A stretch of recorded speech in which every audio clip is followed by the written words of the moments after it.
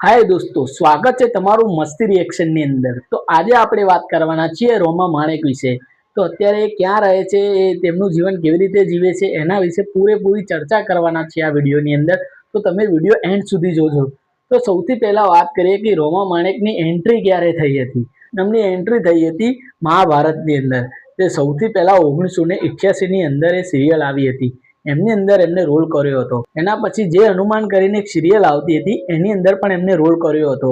એના પછી એ ધીરે ધીરે આગળ આવવા માંડ્યા હતા અને એમની ઓળખાણ થતી હતી। એમને નરેશ કનોડિયા, હિતેન કુમાર, મણિરાજ બારોટ બધાની સાથે પિક્ચર કરેલા છે। એમને ઘણા બધા પિક્ચરો એમને બનાવેલા છે। એમનું સૌથી પહેલું પિક્ચર હતું દેશરે જોયા દાદા પરદેશ। તો તમને બધાને ખબર જ હશે કે મૂવી કેવી હતી। અને એમની અનેક મૂવીઓ આવી હતી, જેમ કે દેશરે જોયા દાદા પરદેશ, મન સાહેબાની મેળીએ, ઊંચી મેળીને ઊંચા મોલ, જે નરેશ કનોડિયા અંગાત પિક્ચર કર્યું હતું।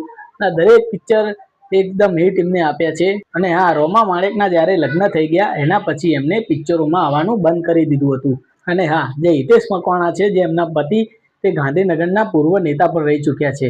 અને અત્યારે રોમા માણેક એમની પૂરી ફેમિલી સાથે ગાંધીનગરમાં રહે છે।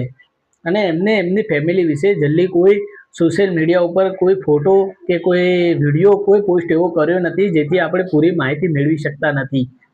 જેટલી માહિતી મને મળી છે એટલી મેં તમને આપી છે। બાકી વિડીયો ગમ્યો તો લાઈક કરો, કોમેન્ટ કરો, શેર કરો અને આપણી ચેનલને સબસ્ક્રાઈબ કરી લો। ફરીથી નવા એક વિડીયો સાથે મળીશું। Good bye.